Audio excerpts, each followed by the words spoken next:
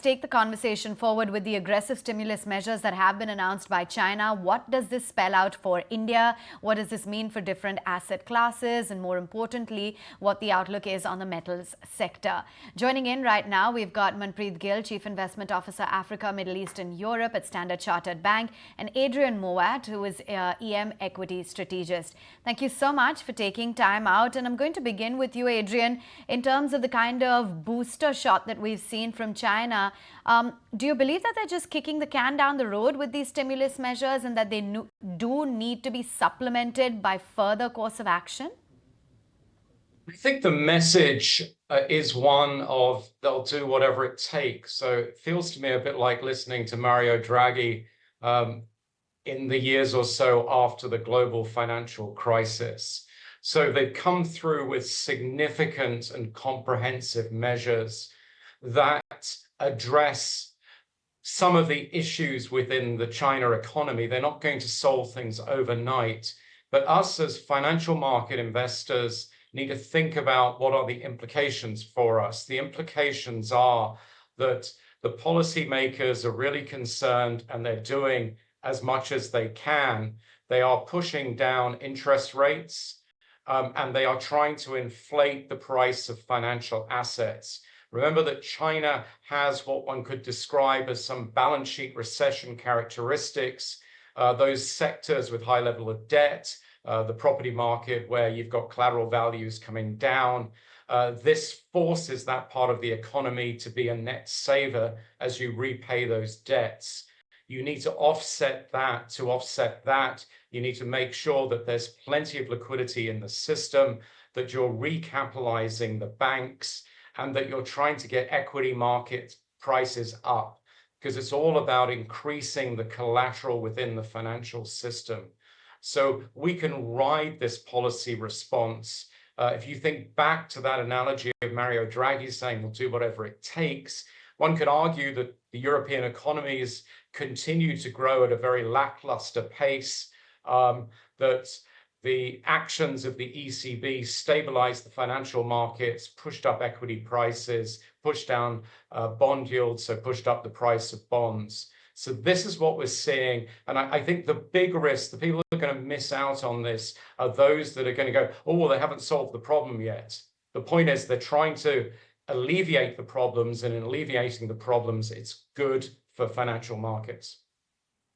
Interesting and a lot of food for thought. Manpreet, hi, morning. What is your own sense? Do you think these measures taken by the PBOC can actually yield results? And, like Adrian was saying, that the point is to try and alleviate asset prices, which seems to be clearly happening already. We've seen that movement in not just the Shanghai, but even the periphery markets. Well, I think the measures are significant. And I would say to Adrian's point, the answer is a little bit different depending on whether you put on your market investor hat or your economist hat. Because as an economist, I'd say, look, these are absolutely, I think, very significant measures. And I think more than the PBOC measures themselves, it's the expectations that have been set in motion that there may be more to come on the monetary policy side.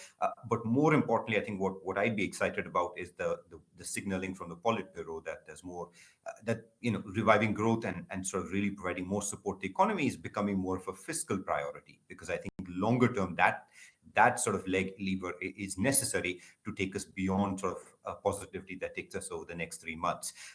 But when putting on my market investor hat, look, what we've got at the moment, in our view, would be enough to get at a minimum quite a sizable tactical rally. So regardless of whether the longer term view, whether this is enough or not, at the time being, just given especially the starting point from a valuation perspective, the starting point of fairly pessimistic expectations, we do think it's enough to get us quite a nice tactical rally, which indeed we've already seen some of already. So I think that's the frame I take at the moment. The key really, in our view, longer term, is the fiscal lever, because I think that potentially, if we start to see that added on to the measures so far, could lead to a much longer term and much more sustained rally. So that's what we'll be watching. Okay, fair enough. And Adrian, just wanted to get in your take, in terms of what this could spell out for flows into India. Do you think that that could be impacted, led by this China rally, the fact that the valuations are looking inexpensive? There is this momentum-led rally that's playing out in the Chinese markets. What does that do to fund flows across emerging markets and in particular for India? Okay, well, first of all, let's remember that the Indian bull market has been very much driven by local investors, but specifically looking at the FII fund flow impact here, I think there are two stages to this. At the moment, if you're running EM money and you've been outperforming, you've been very overweight India and underweight China, all that alpha has disappeared in the last week. MSCI China total return is up about 30% year to date. India's up a very respectable 26.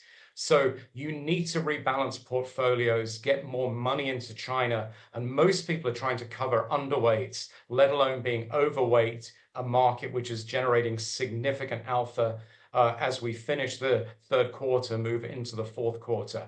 But the second stage will be positive for India. It is very difficult to encourage people to buy emerging market ETFs if China is doing poorly, which has been very much the case for the last couple of years.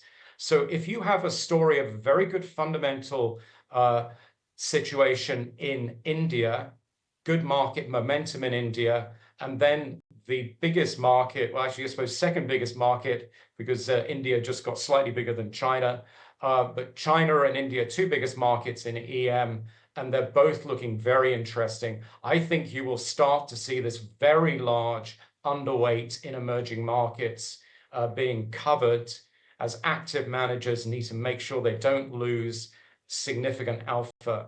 So I think initially India will see outflows, but medium term, I think this will be very positive for inflows into emerging market equities by global investors, and India, as maybe let's say ranked first equal as the largest market, will benefit from that. Adrian, the other thing, of course, is other than, pure equities, what the China stimulus impact would be on global commodities, right? I mean, the minute it got announced, you had Indian metal stocks actually jump up here back home.